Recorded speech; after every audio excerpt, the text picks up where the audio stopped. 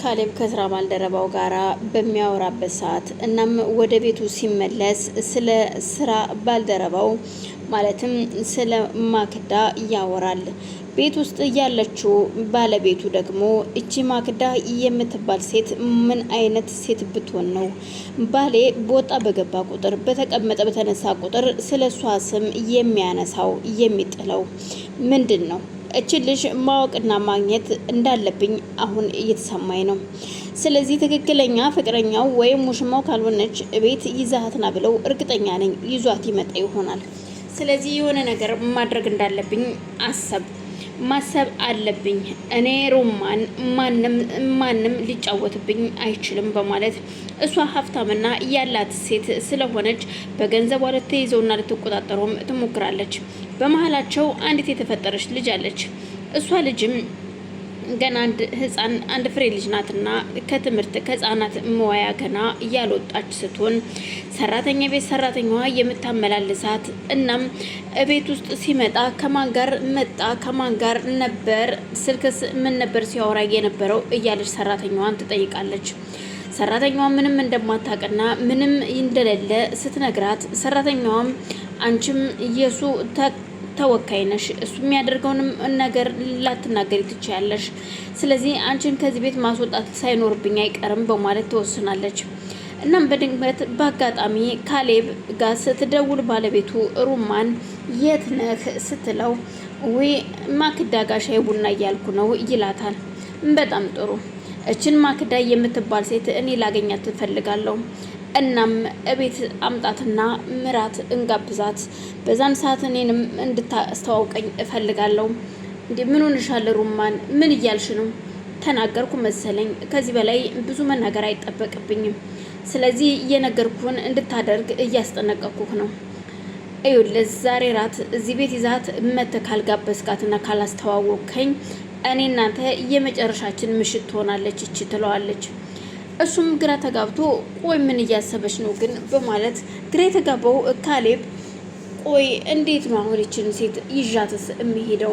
ሲጀመር ባገባትስ ያለ ፍላጎቴ ቤተሰቦቼ እዛ ውስጥ ወስደው እየዘፈቁኝ ሲሆን እኔ አሁን ደግሞ በአንቺ ቁጥጥር ስር ሆኛለሁ።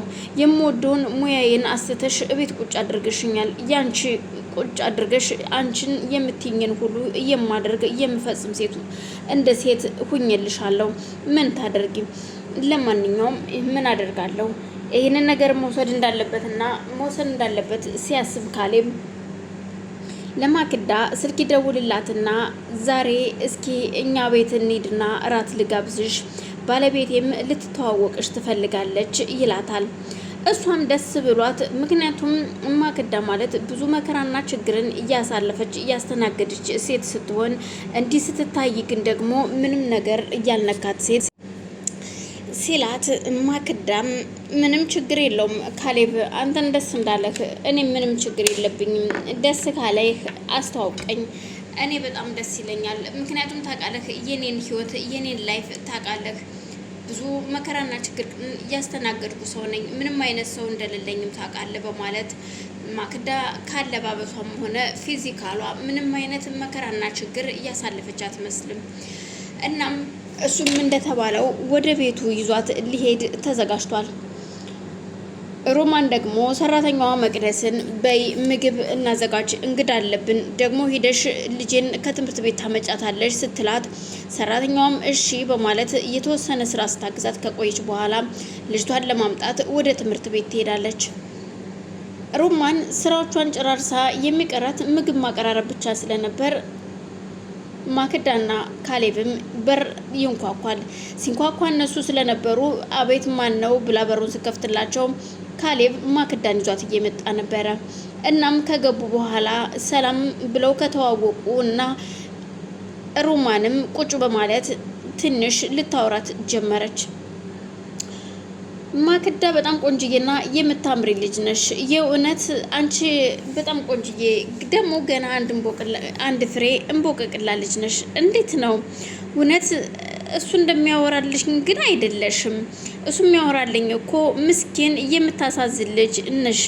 ግን ደግሞ እሱ እንዳለኝ እንደጠበኩሽ አይደለውም። በጣም ቆንጅዬ የምታምሪና የምታሳሽ እንቦቀቅላ ልጅ አይደለሽ እንዴ በማለት እየደጋገመች ታሞጋግሳት ጀመር። ማክዳም አመሰግናለሁ ወይዘሮ ሩማን በጣም ነው የማመሰግነው፣ አሁን የገና ልጅ ነኝ ስትላት አይ በጣም ደስ ይላል።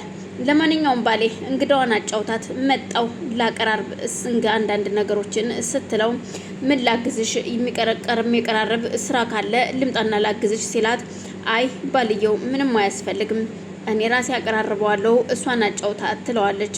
ዘወር ብላ ስትራመድ ማክዳም ከተቀመጠችበት ተነስታ ወይዘሮ ሩማን እኔ ላግዝሽ የሴትና የቄስ እንግዳ የለውም የሚባል የለ እኔ ላግዝሽ ስትላት በፍጹም እንደማይሆንና ብቻዋን እንደምትሰራው ስትነግራት እሷም ቁጭ ትላለች።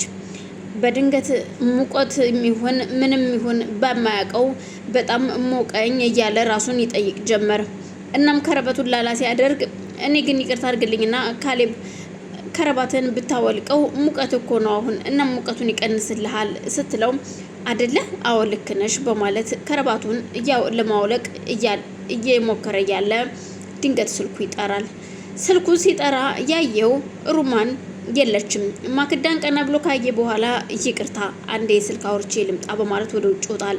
ውጭ ወጥቶ ስልክ እያወራ ያለ ሩማን ስትመጣ ብቻዋን ስለነበረች ወዴት ሄደ ካሌብ ስትላት አይ የስራ ስልክ ተደውሎለት ነው መሰለኝ እሱን ሊያናግር ወደ ውጭ ወጥቷል ስትላት ብቻሽን ቁጭ አድርጎሽ ይሄድ አይደለ በማለት እሷንም እያወራች እያለ ድንገት እሱም ይመጣል። ከተቀመጠችበት ተነስታ ሩማንም ውዱ ባሌ እንግዳዋን ጥታት ወዴት ነው ሄድከው ብትለው ባክሽን አንዳንድ የሚለክፍ ሰው እንዴት ይጠፋል ብለሽ ነው አንድ ሹፌር አለና እሱ እኮ ነው ሹፌሮች መቼም ችግር አለባቸው አንዴ ነዳጅ አንዴ ምን እያሉ ገንዘብ ለመቀበል ነው የሚሮጡት። እናም ሹፌሩ የወር አንዴ ቤንዚል አንዴ ጎማ እያለ እኮ እዛ ስራ ቦታ ደውሎ በጥብጧቸው ነው ከሱ ጋር ተደዋውዬ ትንሽ ተናድጄ ነው ሲላት እና ታዲያ ምን ችግር አለው የማይሆን ከሆነ ማባረር ነው ሌላ ሹፌር መቅጠር ነው ስትለው ማከዳ ግን